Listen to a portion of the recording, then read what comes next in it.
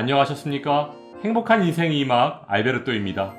지난 29일 윤석열 대통령이 국정 브리핑을 통해 정부의 연금개혁 방향을 발표했는데요.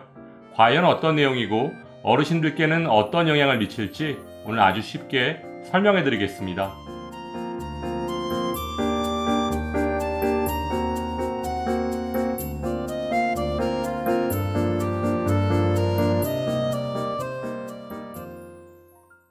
지난 8월 29일 윤석열 대통령은 노인은 가난하고 청년은 믿지 못하는 지금의 연금 제도를 근본적으로 개혁해야 한다고 밝히며 장기간 지속 가능한 연금 개혁으로 국민에 대한 신뢰를 회복하겠다고 강조했는데요. 그렇다면 이번 연금 개혁안에는 어떤 내용들이 포함되어 있는지 설명드리면 먼저 기초연금 개혁안입니다. 1. 기초연금을 임기 내에 40만원까지 인상하겠다. 윤석열 대통령 임기 내에 기초연금 40만원 지급은 대선 공약 때부터 이어온 내용인데요. 그렇다면 도대체 언제부터 40만원을 지급하겠다는 것일까요? 2024년 현재 기초연금은 32만 3,180원이고 지난 27일 국무회의에서 의결한 2025년 기초연금은 물가상승률 2.6%를 반영한 8,700원 인상된 34만 3,510원입니다. 따라서 앞으로 남은 대통령 임기 3년 동안 만원 정도씩 인상하다가 임기 마지막 해인 2027년 3, 4만원 정도 인상할 것으로 보여지는데요. 결국 매년 물가 상승률만큼만 조금씩 인상하다가 마지막에 약속은 지키겠다는 것으로 보여집니다. 그래도 다행인 것은 현행 소득 하위 70%에게 지급되고 있는 기초연금 수급 대상을 그동안 정부 여당이 줄기차게 주장해온 선택적 복지를 앞세워 40에서 50%까지 줄이는 것은 아닌지 걱정했었는데 별다른 내용이 없는 것으로 봐서 현행 70%는 그대로 유지할 것으로 보여집니다. 2. 생계급여를 깎이지 않도록 보장하겠다. 현재 공적연금에 존재하는 연계감액제도는 크게 세 가지로 나눌 수 있습니다. 국민연금 연계감액, 노령연금 연계감액, 생계급여 연계감액.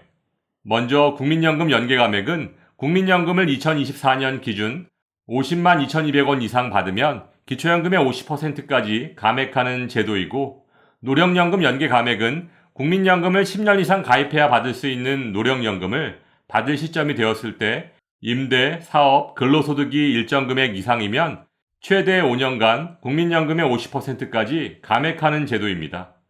마지막으로 생계급여 연계감액은 생계급여 대상자가 기초연금을 받으면 기초연금을 받은 만큼 생계급여를 감액하는 제도인데요. 이번에 대통령이 발표한 내용은 바로 이 생계급여 연계감액에 대한 것으로 기초연금의 목적은 중산층과 서민의 노후소득을 강하게 보장하자는 것인데 기초연금을 받게 되면 생계급여의 감축이 일어나는 문제가 있었다며 중첩되더라도 다 받게 해드리겠다고 설명했습니다. 물론 생계급여 연계 감액을 폐지하는 것은 최빈곤층 어르신들께는 굉장히 좋은 소식이지만 지난 수십 년간 정부 말만 믿고 국민연금을 성실히 납부해온 국민을 기망하는 국민연금 연계 감액과 노령연금 연계 감액에 대한 폐지 내용이 이번 연금개혁 정부안에서 빠진 것은 너무 안타까운 일이라고 할 수 있습니다. 다음은 국민연금 개혁안입니다. 이번 연금개혁 정부안의 3대 원칙으로 지속 가능성, 세대 간 공정성, 노후소득 보장을 제시하면서 다음과 같이 세 가지 방법을 발표했습니다. 1. 국민연금 보험료율 차등 인상안입니다. 이번 국정브리핑에서 발표된 보험료율 차등 인상안은 노령 인구의 급속한 증가로 인해 연금 보험료율을 인상해야 한다는 것에는 공감대가 형성됐지만 보험료율의 일괄 인상은 세대 간 형평성에 맞지 않는다는 것이고 중장년층은 상대적으로 낮은 현행 보험료율 9%를 낸 기간이 길기 때문에 생애 보험료율이 청년 세대보다 상대적으로 낮으므로 보험료율 인상을 차등 적용해야 한다는 것으로 예를 들어 목표 보험료율 도달 시까지 장년층은 매년 1% 인상, 청년층은 매년 0.5%씩 인상해서 세대 간 형평성을 맞춰야 한다는 것입니다. 하지만 이와 같은 정부의 보험료율 세대 간 차등 인상안은 중장년층의 거센 반발에 직면할 것으로 예상되는데요. 이는 연령이 높을수록 고용시장에서 입지가 좁아지고 있는 중장년층으로서는 보험료를 감당하지 못할 가능성이 높아지기 때문인데요. 2022년 기준 우리나라 55세에서 64세 임금 근로자 가운데 임시고용 근로자 비중이 34.4%에 달하는 것을 보면 상당히 심각한 문제라고 할 수 있습니다. 2. 자동 안정화 장치의 도입입니다.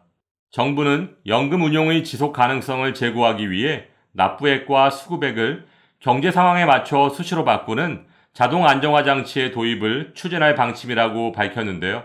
자동 안정화 장치란 국민연금의 급여가 물가, 은퇴 시기, 기대여명, 출산율, 연금 재정에 따라 자동으로 조정되도록 만들어진 장치로서 물가가 오르면 급여가 오르고 기대여명과 재정이 악화되면 급여가 낮아지게 됩니다. 하지만 최근 국민연금연구원이 국회에 제출한 자료에 따르면 자동 안정화 장치를 시행할 경우 신규 국민연금 수급자의 경우 17% 정도까지 연금이 줄어들 수 있다는 것인데요. 정부가 추진하겠다고 밝힌 자동 안정화 장치는 청년과 미래세대의 국민연금 급여액을 깎는 제도인 만큼 대통령의 세대 간 공정성 원칙에도 정면으로 위배되는 것 아닐까요?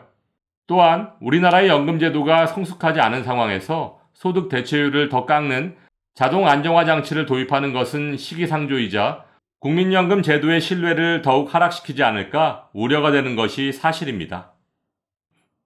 3. 국민연금 지급의 명문화입니다.